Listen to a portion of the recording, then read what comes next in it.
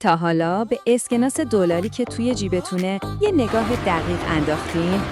شاید فکر کنین فقط یه تیکه کاغذه، ولی بذارید یه چیزی بهتون بگم. این در واقع یه شگفتی با تکنولوژی پیشرفته است.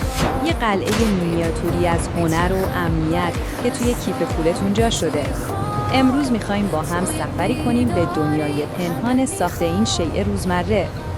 خب اولین سوالی که پیش میاد اینه: این اسکناس دلال اصلاً از چی ساخته شده؟ احتمالاً اولین چیزی که به ذهنتون میاد کاغذه، درسته؟ ولی سورپرایز، اصلاً کاغذ نیست. یعنی حتی یه ذره‌ام شبیه کاغذ نیست. در واقع این یه ترکیب خیلی خاص و محکم، 75% پنبه و 25% کتان. برای همینه که اینقدر دوام داره.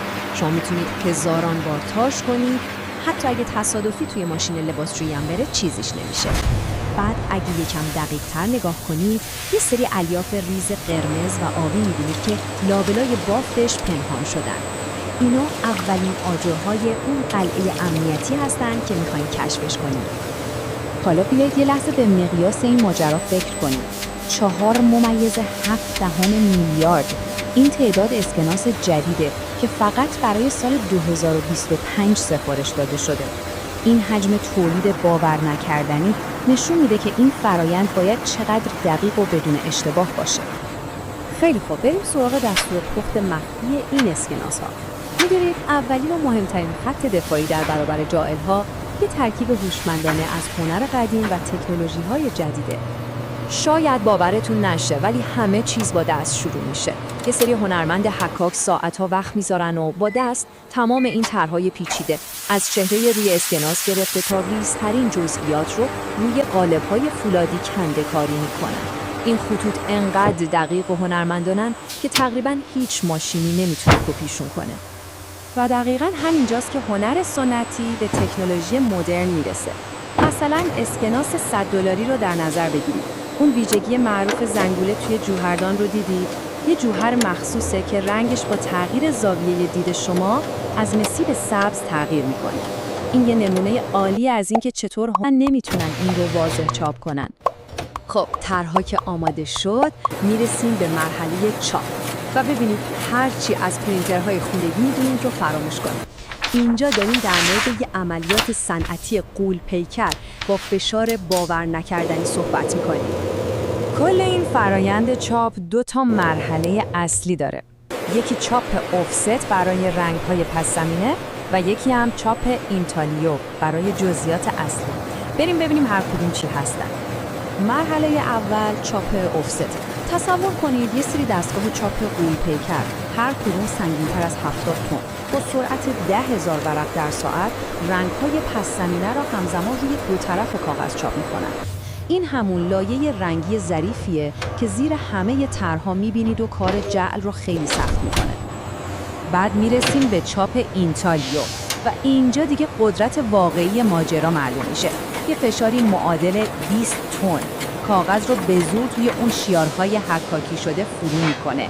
این فشار باعث میشه جوار از شیارها بیاد بیرون و روی کاغذ بشینه و همون بافت برجسته معروفی رو درست کنه که وقتی به اسکناس دست میزنید حسش میکنید. خب بعد از چاپ یه مرحله نهایی هم هست که توش مهرها و شماره سریال‌ها اضافه میشن.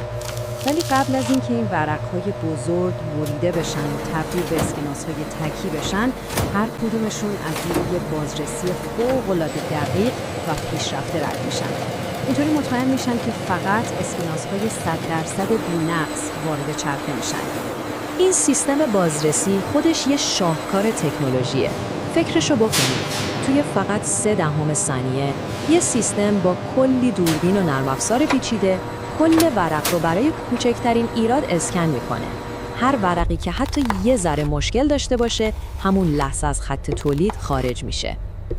و حالا قسمت جالبش اینه، خود شما هم میتونید مثل یک کارشناس حرفه‌ای اسکناس ها رو چک کنید. همون ویژگی های امنیتی که این همه براش زحمت کشیده شده به شما کمک میکنه تا اسکناس واقعی رو از تقلبی تشخیص بدید. بریم با هم این 3 مرحله ساده رو یاد بگیریم.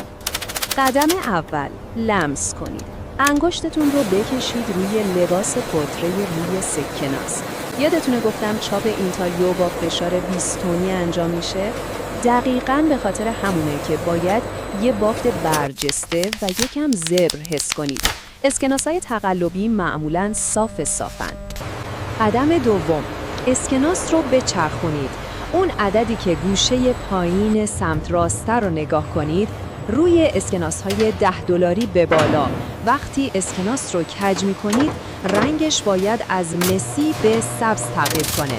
این یه جوهر خیلی پیشرفته است که تقلب از روش تقریباً غیر ممکنه.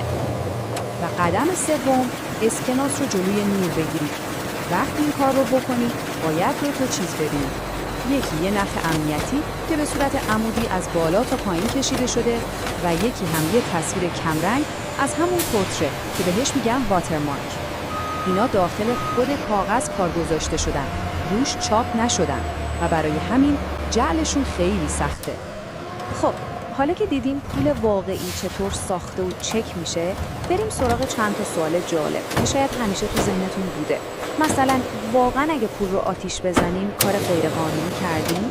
یا اون همه پولی که توی فیلم‌ها می‌بینیم داستانش چیه؟ خب این سوال در مورد سوزوندن پول یه افسونه رایجه که البته یه رگه‌هایی از حقیقت هم توش هست. قانون فدرال آمریکا خیلی واضح میگه که اگه شما عمدن پولی رو خراب کنید طوری که دیگه نشه ازش استفاده کرد، کار غیرقانونی انجام بدید. پس جواب اینه که بله، غیرقانونیه. ولی یه امای خیلی بزرگ داره. کلمه کلیدی توی قانون قصد و نیته. یعنی اگه شما برای یه کار هنری $1 رو بسوزونید، معمولاً کسی کاری به کارتون نداره.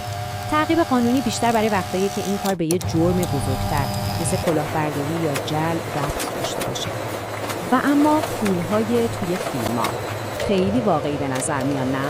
برای اینکه سازنده‌ها به جرم جعل متهم نشن، باید چند تا تفاوت اساسی با پول واقعی داشته باشن. مثلا پول سینمایی روی کاغذ معمولی چاپ میشه، اون بافت برجسته رو نداره، خیلی وقتا فقط یه روش چاپ شده و از همه مهمتر یه جایی روش ریز نوشته شده فقط برای استفاده در فیلم. پس دفعه بعدی که یه اسکناس $1 دستتون گرفتید، یه لحظه بهش فکر کنید. این فقط یه تیکه کاغذ برای خرید نیست، یه قطعه هنریه، یه قلعه امنیتیه، یه تیکه از تاریخه که درست توی جیب شماست. واقعا آدم رو به فکر میندازه که چه چیزای شگفت‌انگیز دیگه‌ای توی وسایل ساده روزمره‌مون پنهان شده، نه؟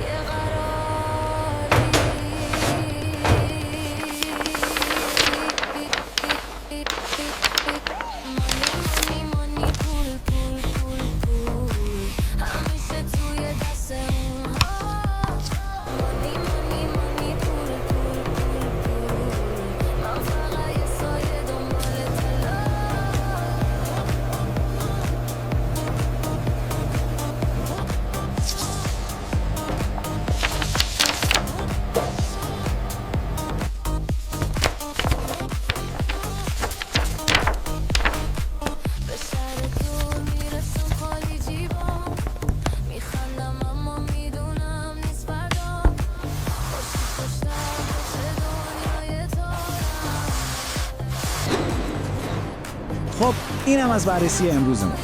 واقعا امیدوارم که این توضیحات براتون مفید بوده باشه و ازش لذت برده باشید. دمتون گرم که تا آخر این تحلیل همراهمون بودید.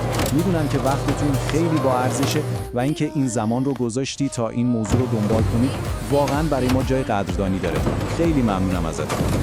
ببینید، اگه از این سبک تحلیل‌ها و بررسی‌های عمیق خوشتون میاد، یادتون نره که کانال تحلیل هوشمند رو سابسکرایب کنید. اینجوری تحلیل‌های بعدی ما رو از دست نمیدید. ما هم قول میدیم که هر دفعه با محتوای کاربردی‌تر و جذاب‌تر برگردیم. یه لایک ساده از طرف شما یه حمایت خیلی بزرگ برای ماست. این کارتون باعث میشه این تحلیل به دست آدمای بیشتری برسه که مثل خودتون دنبال یادگیری هستن. و خب این بهترین انرژی هست که میتونیم برای ادامه کارمون بگیریم. اما کار ما اینجا تموم نمیشه. توی تحلیل بعدیمون میخوایم یه قدم بریم جلوتر. قراره ببینیم چطوری میتونیم این چیزایی که امروز یاد گرفتیم رو برداریم و باهاش مهارت‌های واقعی و کاربردی بسازیم. مهارت‌هایی که مستقیم روی رشد فردی خودتون تاثیر میذاره. پس یه بار دیگه ممنون که وقت گذاشتید. حالا که این اطلاعات جدید رو دارید، سوال اصلی اینه: واقعاً برای برداشتن قدم بعدی توی مسیر رشدتون آماده اید؟ فکر کنید که چطور میتونید از همین امروز از این دانش استفاده کنید.